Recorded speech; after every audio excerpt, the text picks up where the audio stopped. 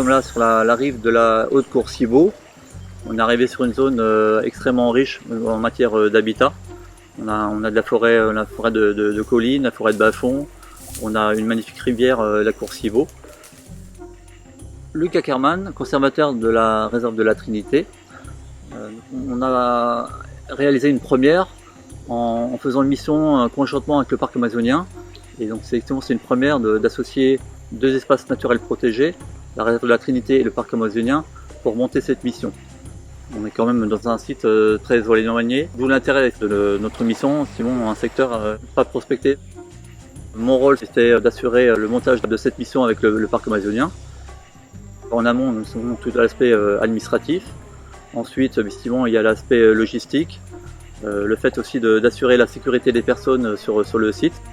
Effectivement, on est en milieu isolé, et sinon ça nécessite d'avoir des règles précises, petits aspects de sécurité à respecter.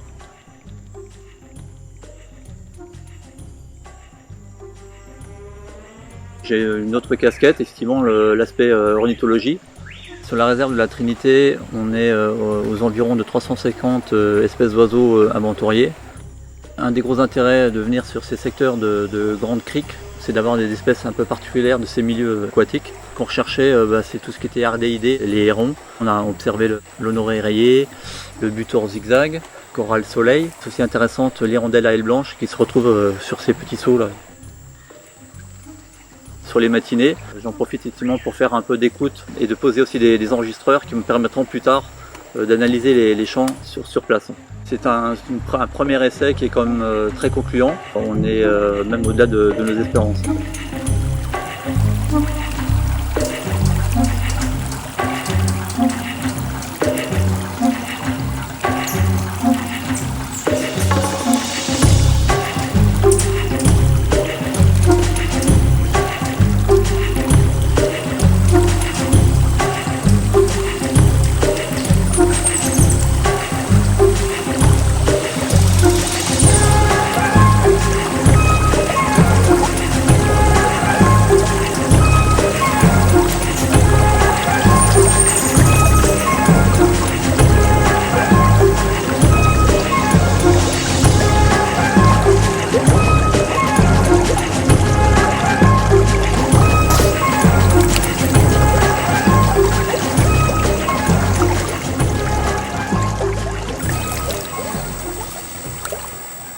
Moi c'est Grégory Cortarolo, ingénieur ichtyologue au laboratoire Hydreco et également président de l'association Guyane Wildfish.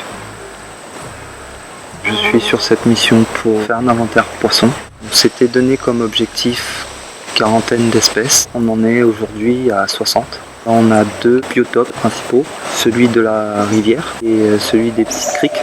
Quelques espèces communes entre ces deux biotopes, mais c'est surtout un groupe d'espèces pour la rivière et un pour les petites criques. On est sur le bassin du Sinnamary qui compte plus de 130 espèces. Donc on a fait près de la moitié des espèces présentes sur le bassin. Et ce qui est intéressant, c'est de voir qu'on rencontre pas mal de gros aïmaras. On a observé des marous, pas mal de pacoucines, de belles carpes. On serait donc dans une zone un peu ressource qui pourrait alimenter les parties plus basses du fleuve qui sont pêchées, dans lesquelles on a observé une diminution des stocks. Ça fait plaisir de se trouver dans un habitat encore un peu sauvage et non impacté par l'homme. Parce que des rivières aux eaux claires comme ça, on en trouve de moins en moins, malheureusement.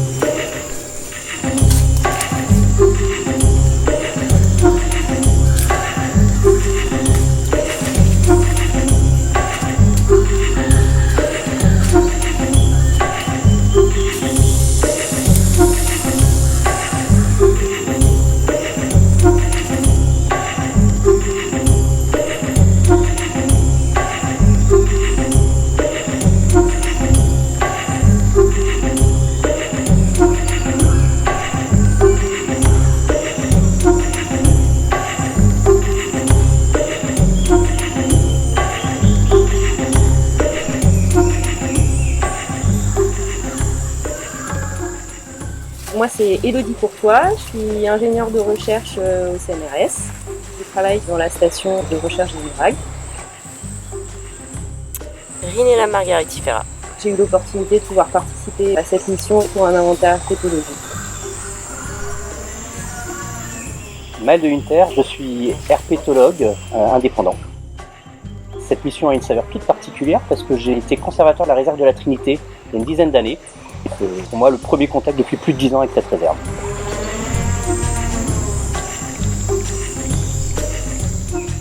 Avec Élodie, on fait plusieurs missions depuis quelques années là ensemble, régulièrement, et notre objectif c'est de mener des inventaires des amphibiens et des reptiles sur des sites éloignés en forêt pour avoir un peu une idée de la répartition des espèces et ainsi peut-être proposer des mesures de conservation plus efficaces.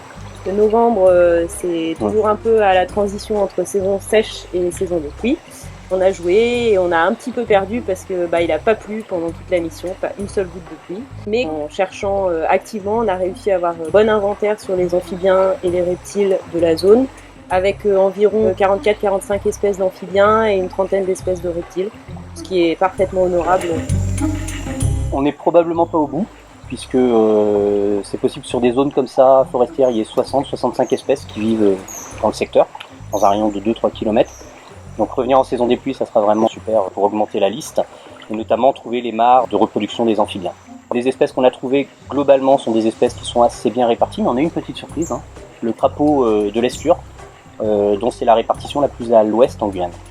Pour la petite anecdote de mission, on a eu la chance d'observer l'éclosion d'un bébé serpent dans la nature, ce qui est quand même une chose, je pense, qu'on ne reverra probablement jamais. Et donc ça, c'était quand même un très très grand moment naturaliste. Ouais.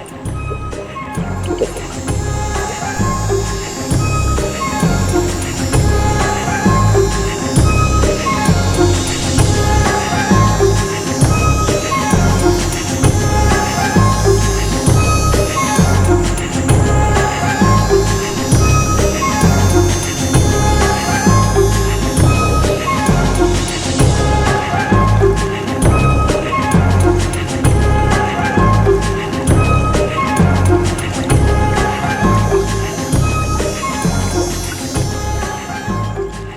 Je m'appelle Simon Clavier, j'ai fondé le bureau d'études ONICA qui est dédié à l'étude des invertébrés aquatiques. Je suis ici pour deux objectifs, réaliser un inventaire des invertébrés aquatiques et également donner une estimation de la qualité de l'eau par ce vecteur-là. En fait, les invertébrés aquatiques, ils s'organisent en communautés et c'est ce qu'on appelle des bioindicateurs. Et cette communauté va réagir aux perturbations du milieu en ajustant par exemple la proportion de taxons qui sont sensibles aux pollutions ou tolérants aux pollutions. Donc en échantillonnant ces communautés, on va avoir une estimation de la qualité de l'eau sur ce secteur. Les invertébrés aquatiques, c'est un peu la terra incognita de la biodiversité. C'est un vaste groupe complexe. Ça regroupe les larves d'insectes, les crustacés, les mollusques, les vers. Et ici, on a fait des découvertes très intéressantes. Il y a une très forte diversité, comme on pouvait s'y attendre. Notamment deux taxons très rares, un genre de coléoptère aquatique qui n'était connu que d'un mâle. Et j'ai collecté 4 individus, donc il y a une bonne probabilité d'avoir obtenu des femelles. Et également une espèce de mollusque qui est très peu commune sur le territoire. Donc tout ça, ça sera analysé plus tard au laboratoire. La seconde partie du boulot, ça commence après la mission, c'est la partie la plus chronophage. C'est le tri et l'identification des échantillons, et là ça peut prendre plusieurs mois.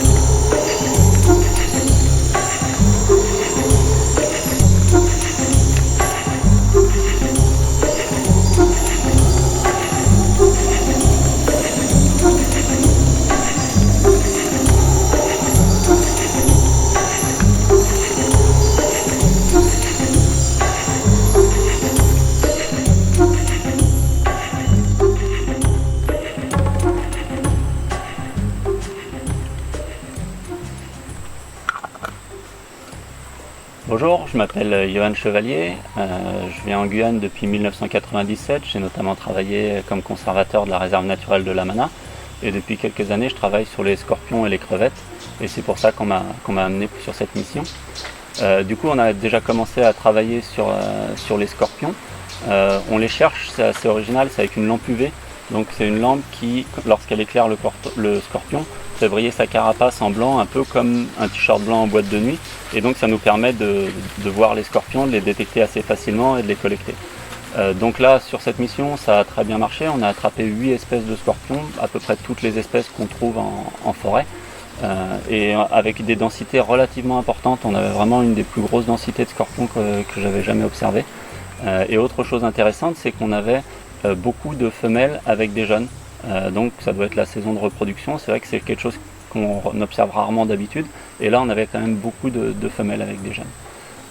Ça a permis aussi d'avoir des échanges intéressants avec les collègues, notamment Cédric du parc amazonien qui a beaucoup accroché sur la prospection sur les scorpions. Ça permet aussi donc de former des gens qui vont pouvoir développer sur leur espace naturel ce type de suivi. Sinon sur les crevettes, on a trouvé 3 espèces. Ce qui est plus qu'Aya, j'avais fait une prospection à Aya, un autre site sur la réserve de la Trinité. Et c'est vrai que là, sur ce site-là, on avait trouvé une seule espèce et sur la Courcibo 3, on a vraiment une espèce qui est purement dans le fleuve avec un petit peu les débuts de petites criques. On a une espèce qui est uniquement dans les petites criques et notamment qui peut remonter assez haut en amont dans les petites criques. Et une espèce qui va plutôt être dans les zones de feuilles mortes. Et notamment lorsque les petites criques s'assèchent, on va la trouver dans les petites marques que ça forme. Donc ça pose pas mal de questions écologiques pour savoir pourquoi ici il y a 3 espèces et pourquoi à 25 km d'ici il y en a qu'une. Donc ça va être des choses à creuser par la suite.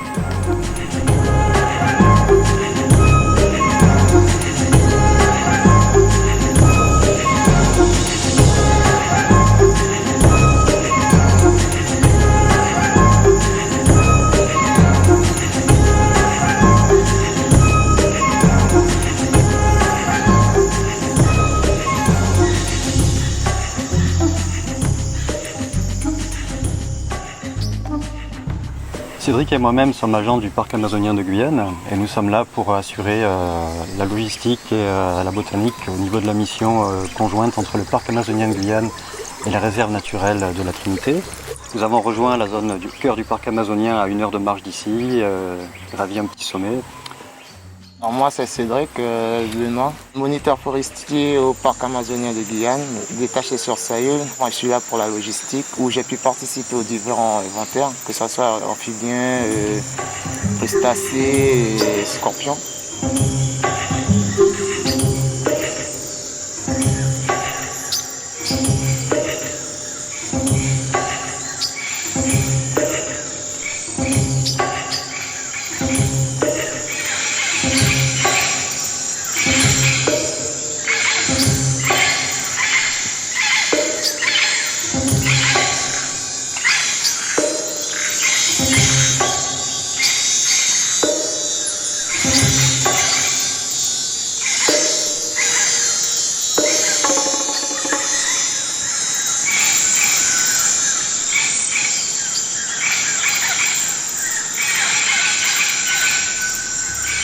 On est là en période sèche, la saison des pluies va commencer d'ici 1 mois.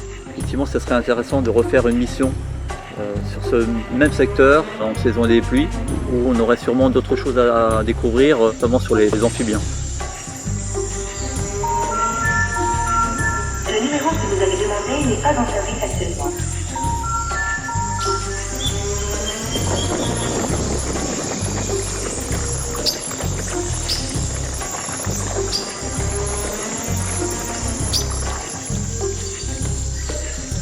Niveau de l'organisation, le PQ avec la bouffe, c'est normal. Ça fait la fin.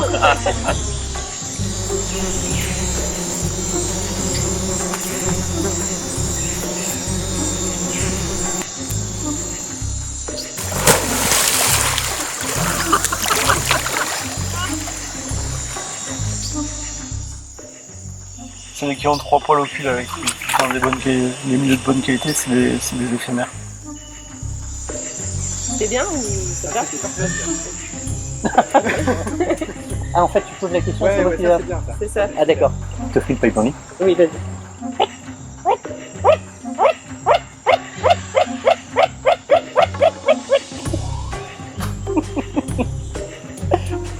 À qui s'est fallu sa grossesse.